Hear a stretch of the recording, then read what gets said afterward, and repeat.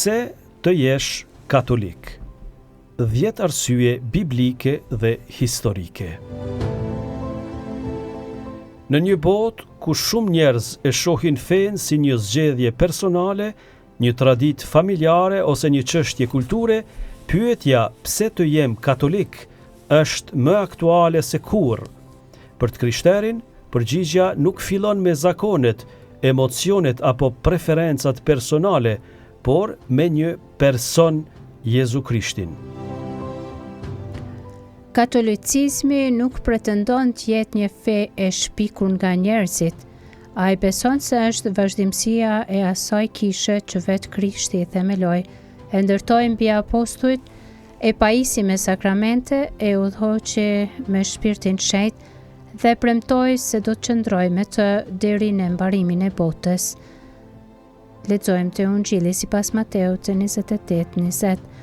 Për 2000 vjet, kjo fe është ruajtur përmes shkrimit të shenjtë, traditës së shenjtë dhe trashëgimisë apostolike.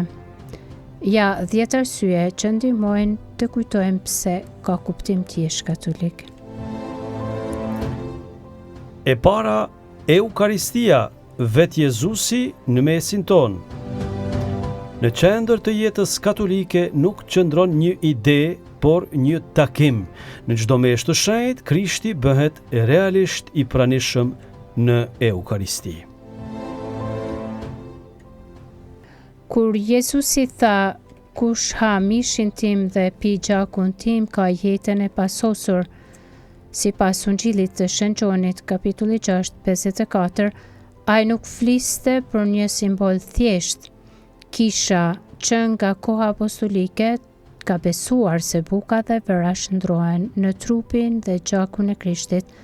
Prandaj Eukaristia është zemra e kishës dhe burimi i jetës së saj. Arsyeja e dytë, 7 sakramentet. Krishti vazhdon të veprojë. Jezusi nuk na la vetëm një libër për ta lexuar, por mjete konkrete për të marrë hirin e tij. Në pagzim, lindim në jetën hynore, në krizmim, forcohemi me Shpirtin Shenjtë, në Eukaristi ushqehemi me Krishtin, në rrëfim përjetojmë mëshirën e tij, në vajimin e të smurve marrim ngushëllim dhe forcë, në urdhrin e shenjtë meshtaria vazhdon misionin e Krishtit, në martesë dashuria bashkëshortore bëhet shenjë e dashurisë së Krishtit për kishën. Çdo sakrament është një takim i gjallë me Jezusin që të vazhdon të veprojë në kishën e tij. Arsyeja e tretë, kisha, trupi i Krishtit dhe familja e hyjit. Katolicizmi nuk është një besim individualist. Përmes pagzimit bëhemi antar të një trupi të vetëm. Jezusi u lut që të gjithë të jenë një. Gjoni Ungjilltar 17:21. Ky bashkim nuk kufizohet vetëm me ata që jetojnë në tokë, por përfshin edhe shejtrit në qiell dhe shpirtrat që pastrohen në purgator. Kisha është një familje e madhe që bashkon breza, popull dhe kultura në Krishtin. Arsyeja e 4 pse të jesh katolik, trashëgimia apostolike, lidhja e pandërprerë me Krishtin. Një nga tiparet më të veçanta të kishës katolike është vazhdimësia historike. Jezusi tha Simonit, ti je Pjetër, shkëmb, dhe mbi këtë shkëmb do të ndërtoj kishën time.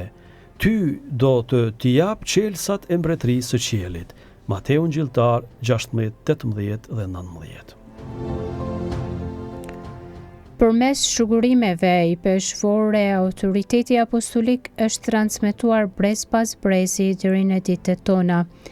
I peshvit në bashkim me papen pas ardhsjen e Shën Pjetrit, vazhdojnë shërbesën që Krishti u besoi apostujve. Kjo nuk është vetëm një bindje fetare, por edhe një fakt historik i dokumentuar për gjatë 2000 vjeçarve.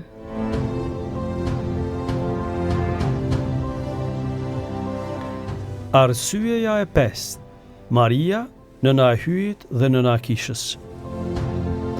Katolikët nuk e adhurojnë Marin, adhurimi i takon vetëm hyjit, por e nderojnë atë sepse vetë Zoti e zgjodhi si nënën e birit të tij dhe sepse Jezusi nga kryqi i dha kishës si nën, ja nëna jote. Lexojmë te Gjoni Ungjilltar 19:27. Maria është dishepulla e parë, modeli besimit dhe ajo gjithmonë na drejton drejt Jezusit me fjalët e saj. Bëni gjithçka që ai t'ju thotë. Arsyeja e 6, shkrimi i shenjtë dhe tradita e shenjtë. Katolikët e duan dhe lexojnë Biblën, por e kuptojnë se fjala e hyjit nuk u transmetua vetëm me shkrim. Shën pali shkruan: qëndroni të patundur dhe mbajini traditat që mësuat prej nesh, qoftë me fjalë, qoftë me letër. Letra e 2 Selanikasve 2:15. Po ajo kishë që ruajti traditën apostolike, ishte edhe ajo që e ndriçuar nga Shpirti i Shenjtë përcaktoi kanonin e librave të Biblës. Prandaj shkrimi dhe tradita nuk kundërshtojnë njëra tjetrën, ato së bashku ruajnë plotësinë e zbulesës.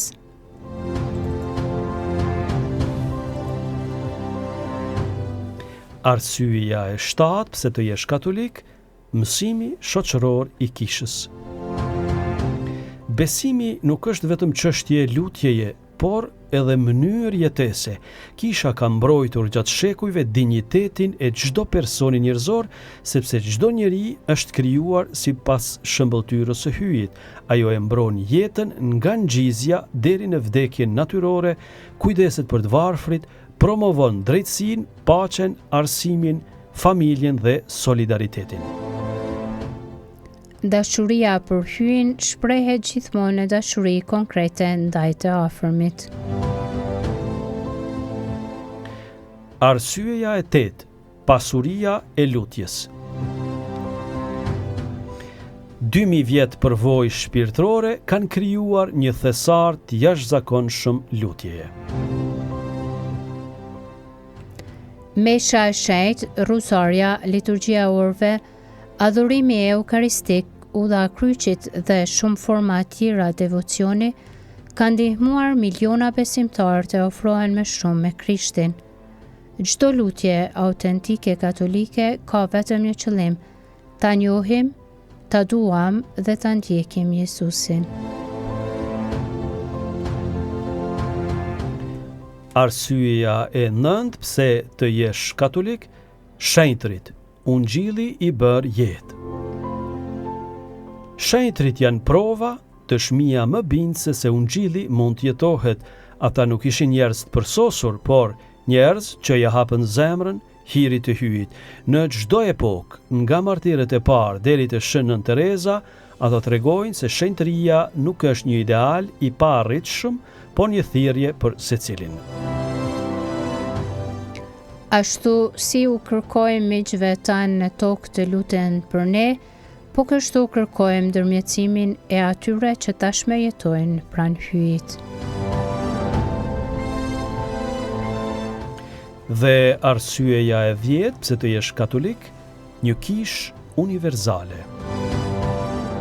Fjala katolike do të thotë e gjithëmbarshme univerzale.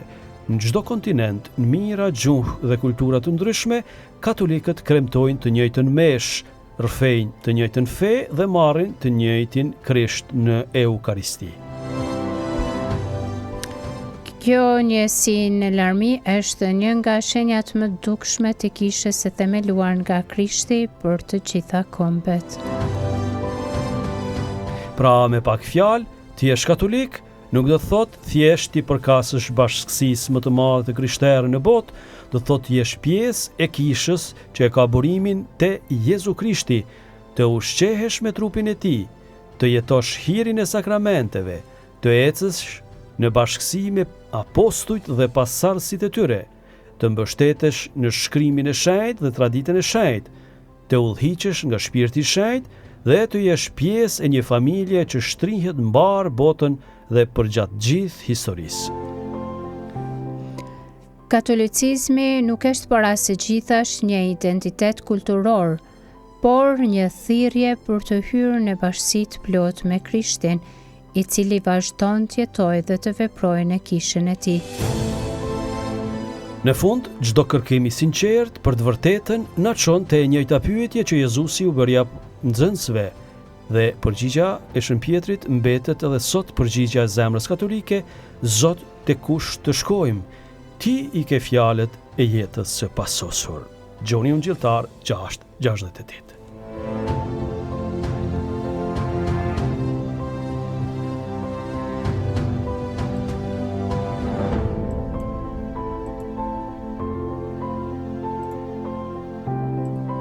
Të dashur dëgjues, të dashur vëllezër dhe motra, këto ishin disa prej zhvillimeve më të rëndësishme nga jeta e kishës në botë. Le të mos mbeten këto lajme vetëm informacione për ne, por të bëhen sitje për lutje, falënderim dhe dëshmi të besimit ton. Kisha është një familje e madhe e shtrirë në gjithë kombët, dhe gëzimet, sfidat e shpresat e saj janë edhe tonat. Dërsa vazhdojmë ditët e verës, le ta shfrytëzojmë këtë kohë për të pushuar trupin, por edhe për ta forcuar shpirtin, një vizitë në kishë, pjesëmarrje në Meshën e Shenjtë, një çast adhurimi para të Shtrueshmit Sakrament, leximi i fjalës së hyjit ose një vepër e vogël bamirësie mund t'i japin pushimeve tona një kuptim shumë të thellë. Të gjitha këto informacione ju apërqojmë fal redaksisë së Gjuhës Shqipe të Radio Vatikanit.